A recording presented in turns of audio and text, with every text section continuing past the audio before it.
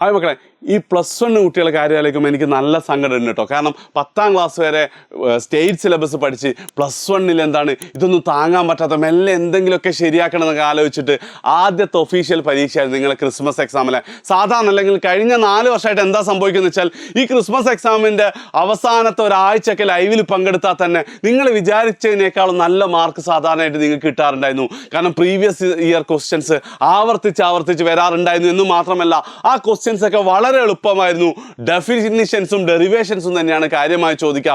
മാത്സിലൊക്കെ സ്ഥിരമായിട്ട് വരുന്ന ചോദ്യങ്ങൾ ഉണ്ടായിരുന്നു. പക്ഷെ എന്താണ് ഇത്തവണ ആ പതിവും തെറ്റിച്ചിട്ടുണ്ട്. അതായത് ക്രിസ്മസ് എക്സാമിൻ്റെ ക്വസ്റ്റ്യൻ പേപ്പർ ഒന്ന് നോക്കിക്കഴിഞ്ഞാൽ നിങ്ങളിൽ എല്ലാവർക്കും പകല് പോലെ നിങ്ങൾക്ക് മനസ്സിലാവും, വ്യക്തമാവും ചോദ്യ പേപ്പർ നന്നായി മാറിയിട്ടുണ്ട് അല്ലേ? അത് സത്യമല്ലടാ. നിങ്ങൾക്ക് എങ്ങനെ ഉണ്ടായിരുന്നു നിങ്ങളെ ക്രിസ്മസ് എക്സാം? നിങ്ങളൊന്ന് കമൻറ്റ് ചെയ്യണേ.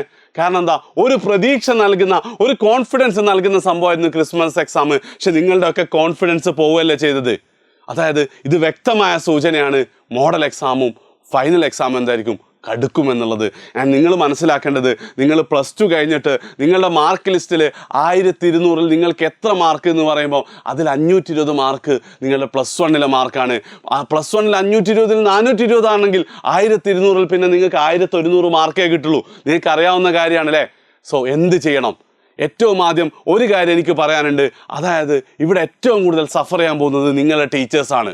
കാരണം +1 ഇതുവരെ എന്താണ് അവർ ആ പഴയ പാറ്റേണിൽ തന്നെ ക്ലാസ് എടുത്ത്. ഇപ്പം ഞങ്ങൾ തുടക്കം മുതലേ ഞാൻ റെഫറൻസിനും ഗൈഡൻസിനൊക്കെ വിളിക്കുന്ന എൻ്റെ ഒരു ഫിസിക്സ് അധ്യാപകനുണ്ട്. മൂപ്പരുടെ നോട്ട് അന്ന് പറയാറുള്ളത് നീറ്റ് ലെവൽ നോട്ടാണെന്നായിരുന്നു. അതായത് എല്ലാ കൺസെപ്റ്റുകളും എല്ലാ ഡെറിവേഷൻസും എല്ലാ ന്യൂമറിക്കൽസും അതിലുണ്ടാവുമായിരുന്നു. പക്ഷേ കുറച്ച് കാലം മുമ്പ് സാർ ഇങ്ങനെ പറഞ്ഞിട്ടുണ്ട്, പണ്ടത്തെ നോട്ടൊന്നും ഇപ്പം ഞാൻ കൊടുക്കാറില്ലടാ, കാരണം അതൊന്നും കുട്ടികൾ പഠിക്കേണ്ട ആവശ്യമില്ല എന്നുള്ളത്. പക്ഷെ ഇന്നലെ സാറ് വിളിച്ചിട്ട് എന്നോട് പറഞ്ഞിട്ട്, എടാ ഞാനിനി 3 മാസം കൊണ്ട് എന്ത് ഉണ്ടാക്കാനാണ്? ഈ ലെവൽ ക്വസ്റ്റ്യൻസ് വന്നു കഴിഞ്ഞാൽ ഞാൻ പഠിപ്പിച്ച മക്കൾക്ക് ആൻസർ ചെയ്യാൻ പറ്റില്ല. കാരണം കോവിഡിന് ശേഷം വളരെ എളുപ്പത്തിൽ വളരെ പ്രെഡിക്റ്റബിൾ ആയിട്ടായിരുന്നു ക്വസ്റ്റ്യൻ വന്നത്. ആ പാറ്റേൺ മാറിയിട്ടുണ്ട്. പക്ഷെ നിങ്ങളുടെ അധ്യാപകർ അറിഞ്ഞിട്ടില്ല.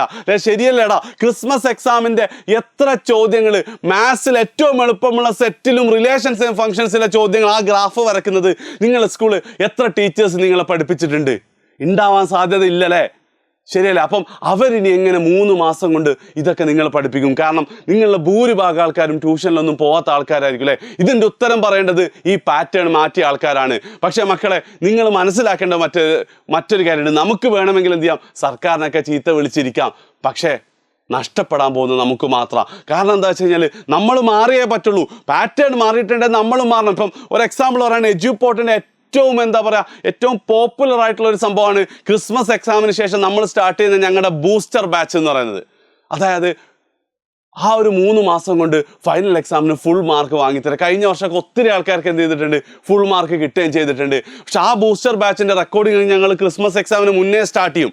പക്ഷെ ആ റെക്കോർഡ് ചെയ്ത മുഴുവൻ കാര്യങ്ങൾ എന്താണ് ഞങ്ങൾ വേണ്ടാന്ന് വെച്ചിട്ട് വീണ്ടും റെക്കോർഡ് ചെയ്യാണ്. കൂടുതൽ ഡീപ്പായിട്ട് കൺസെപ്റ്റുകൾ പഠിപ്പിച്ചുകൊണ്ട്, കൂടുതൽ ന്യൂമറിക്കൽസ് ഇൻക്ലൂഡ് ചെയ്തുകൊണ്ട് എന്താണ് ഞങ്ങൾ പഠിപ്പിക്കാൻ മാറ്റി റെക്കോർഡ് ചെയ്യാണ്. ഇങ്ങനൊരു മാറ്റമൊക്കെ എന്താ നിങ്ങൾ സ്കൂളിലെ ടീച്ചേഴ്സിന് പറ്റുമോ? 3 മാസം കൊണ്ട് അവരെന്താക്കാനാ അല്ലേ? ശരിയല്ലേ? അപ്പം നിങ്ങളെ സംബന്ധിച്ചിടത്തോളം നിങ്ങൾക്ക് 2 ടൈപ്പിലാവാൻ പറ്റും, അല്ലെങ്കിൽ 2 സ്റ്റാൻഡ് എടുക്കാൻ പറ്റും. ഒന്നാമതായിട്ട് ഈ പാറ്റേൺ മാറിയത് സർക്കാരിന് എന്താ പൊട്ടത്തരമല്ലേ, അല്ലെങ്കിൽ ഇതൊക്കെ ഏത് കോപ്പനാണ് ഉണ്ടാക്കുന്നത് കുറേ സർക്കാരിനെ തെളിവിളിച്ച് വീണ്ടും പണ്ടത്തെ പോലെ തന്നെ എന്താണ് പഠിക്കാതിരുന്നിട്ട് അവസാനത്തെ ആഴ്ചകളിൽ വന്നിട്ട് ലൈവുകളിൽ കുറേ നോക്കിയിട്ട് അതിൽ വന്നാൽ വന്നു ആ രീതിയിൽ മാർക്ക് സ്കോർ ചെയ്ത് പോവാം. പക്ഷേ മറ്റൊരു കൂട്ടരുണ്ട്, അവർ കൃത്യമായിട്ട് എന്തിട്ടുണ്ട്, കൃത്യമായിട്ട് സാഹചര്യം മനസ്സിലാക്കിയിട്ട് അവർ പണി തുടങ്ങി കഴിഞ്ഞിട്ടുണ്ട്.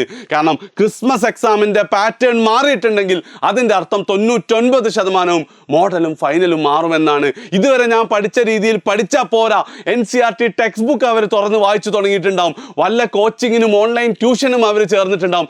അവർ നന്നായി പഠിക്കും. അവസാനം എന്താണ്, നല്ല സ്കോർ അവർ വാങ്ങുകയും ചെയ്യും. നിങ്ങൾക്ക് കിട്ടേണ്ട പല സ്ഥാനങ്ങളും അവരെടുക്കും. നിങ്ങൾക്ക് ഈ കൂട്ടത്തിൽ ഏത് കൂട്ടലിൽ പെടണം എന്നുള്ളതാണ് എൻ്റെ ചോദ്യം. മക്കളെ, ഒരു കാര്യം കൂടെ ഞാൻ നിങ്ങളോട് പറയാം. നിങ്ങളിപ്പോൾ +1 എത്തിയിട്ടേ ഉള്ളൂ. പക്ഷേ ഈ ഒരു രീതിയിൽ നിങ്ങൾ ഇനി അങ്ങോട്ട് പഠിച്ചാൽ ഉറപ്പായിട്ടും എന്താ, അത് നിങ്ങൾക്ക് ഗുണമേ ഉണ്ടാവുള്ളൂ. കാരണം +1ഉം +2ഉം കഴിഞ്ഞിട്ട് നിങ്ങൾ എങ്ങോട്ട് പോവുകയാണെങ്കിലും ഇതേ ഡെപ്തിൽ പഠിക്കുന്ന ഒരു എൻട്രൻസ് എക്സാം നിങ്ങൾ എഴുതണം. നീറ്റ് ആയിക്കോട്ടെ, JEE ആയിക്കോട്ടെ, CUT ആയിക്കോട്ടെ, CA ആയിക്കോട്ടെ, അങ്ങനത്തെ എന്താണെങ്കിലും നിങ്ങൾ ഇതുവരെ പഠിച്ചതുപോലെ പഠിച്ചാൽ സ്കോർ ചെയ്യാൻ പറ്റുന്ന, ക്ലിയർ ചെയ്യാൻ പറ്റുന്ന എക്സാമുകളല്ല.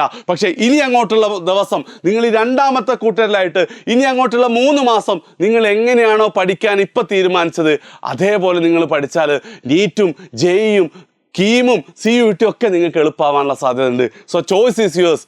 ആദ്യത്തെ കൂട്ടത്തിൽ പെടണോ അതോ രണ്ടാമത്തേൽ പെടണോ എന്നുള്ളത് നിങ്ങൾക്ക് കമൻറ്റ് ചെയ്യാം. പക്ഷേ ഒരു കാര്യം ഞാൻ ഉറപ്പ് തരാം, നിങ്ങൾ രണ്ടാമത്തെ ടൈപ്പിലേക്കാണ് പെടാൻ ഉദ്ദേശിക്കുന്നതെങ്കിൽ അതിൻ്റെ കൂടെ മുഴുവൻ സപ്പോർട്ടുമായിട്ട് എഡ്യൂപോർട്ട് നിങ്ങളുടെ കൂടെ തന്നെ ഉണ്ടാവും. അതുകൊണ്ട് എന്ത് ചെയ്യാം, നിങ്ങൾ കോൺഫിഡൻ്റ് ആയിട്ടിരിക്കുക, പഠിക്കാൻ തീരുമാനിക്കുക. ഉറപ്പായിട്ടും നമ്മളിതും അതിജീവിക്കും, നമ്മളിതും നേരിടും. അത്രമാത്രം പറഞ്ഞുകൊണ്ട് എന്ത് ചെയ്യുന്നു, അവസാനിപ്പിക്കുന്നു. മാക്സിമം ആൾക്കാർക്ക് ഷെയർ ചെയ്യാം.